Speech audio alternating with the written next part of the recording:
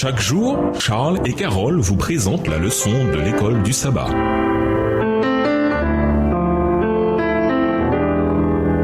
Bienvenue à votre émission. Dieu nous parle. Nous sont de mercredi. Peser et trouver insuffisant. Lisons Daniel 5, les versets 13 à 28. Quelle raison Daniel donne-t-il à la chute imminente de ce roi? Daniel 5, les versets 13 à 28. Alors Daniel fut introduit devant le roi. Le roi prit la parole et dit à Daniel: Es-tu ce Daniel, l'un des captifs de Juda que le roi mon père a amené de Juda? J'ai appris sur ton compte que tu as en toi l'esprit des dieux et qu'on trouve chez toi des lumières, de l'intelligence et une sagesse extraordinaire. On vient d'amener devant moi les sages et les astrologues, afin qu'ils lussent cette écriture et m'en donnassent l'explication. Mais ils n'ont pas pu donner l'explication des mots. J'ai appris que tu peux donner des explications et résoudre des questions difficiles. Maintenant, si tu peux lire cette écriture et m'en donner l'explication, tu seras revêtu de pourpre, tu porteras un collier d'or à ton cou, et tu auras la 3e place dans le gouvernement du royaume. Daniel répondit en présence du roi: Garde tes dons et accorde à un autre tes présents. Je lirai néanmoins l'écriture au roi, et je lui en donnerai l'explication. Verset 18. Ô roi, le Dieu suprême avait donné à Nebuchadnezzar ton père l'empire, la grandeur, la gloire et la magnificence. Et à cause de la grandeur qu'il lui avait donnée, tous les peuples et nations, les hommes de toute langue étaient dans la crainte et tremblaient devant lui. Le roi faisait mourir ceux qu'il voulait et il laissait la vie à ceux qu'il voulait. Il élevait ceux qu'il voulait et il abaissait ceux qu'il voulait. Mais lorsque son cœur s'éleva et que son esprit s'endurcit jusqu'à l'arrogance, il fut précipité de son trône royal et dépouillé de sa gloire. Il fut chassé du milieu des enfants des hommes. Son cœur devint semblable à celui des bêtes et sa demeure fut avec les ânes sauvages. On lui donna comme au bœuf de l'herbe à manger, et son corps fut trempé de la rosée du ciel, jusqu'à ce qu'il reconnût que le Dieu suprême domine sur le règne des hommes, et qu'il le donne à qui il lui plaît. Et toi, Belchazzar, son fils, tu n'as pas humilié ton cœur, quoique tu susses toutes ces choses. Tu t'es élevé contre le Seigneur des cieux, les vases de sa maison ont été apportés devant toi, et vous vous en êtes servis pour boire du vin, toi et tes grands, tes femmes et tes concubines. Tu as loué les dieux d'argent, d'or, d'airain, de fer, de bois et de pierre, qui ne voient point, qui n'entendent point et qui ne savent rien. Et tu n'as pas glorifié le Dieu qui a dans ses mains ton souffle et toutes tes voies. Verset 24. C'est pourquoi il a envoyé cette extrémité de main qui a tracé cette écriture. Voici l'écriture qui a été tracée. Comptez, comptez, pesez et divisez. Et voici l'explication de ces mots. Comptez, Dieu a compté ton règne et y a mis fin. Pesez, tu as été pesé dans la balance et tu as été trouvé léger. Divisez, ton royaume sera divisé et donné aux Mèdes et aux Perses. Contraint par les circonstances, le roi se résout à consulter Daniel, mais il semble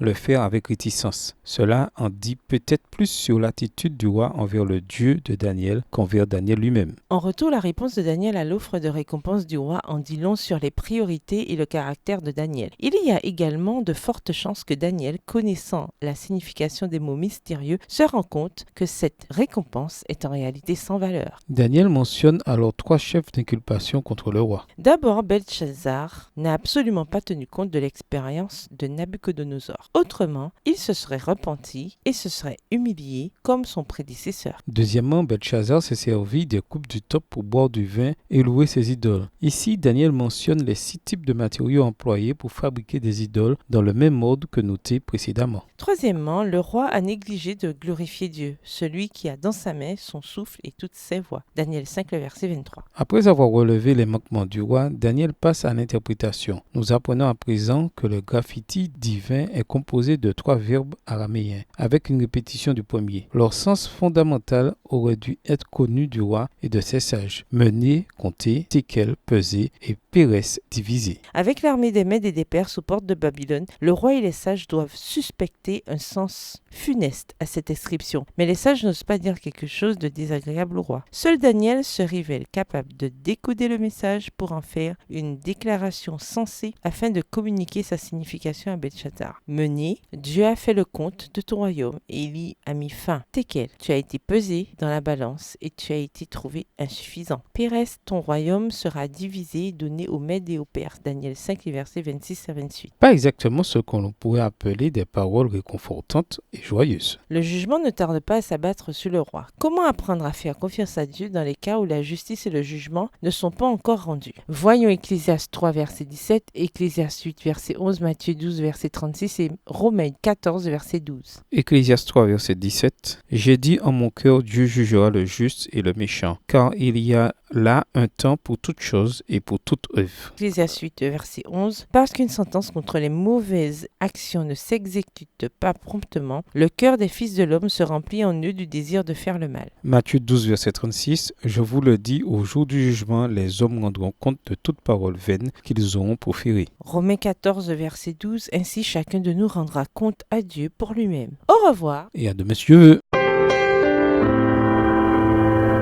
Dieu nous parle. Chaque jour, Charles et Carole vous présentent la leçon de l'école du sabbat.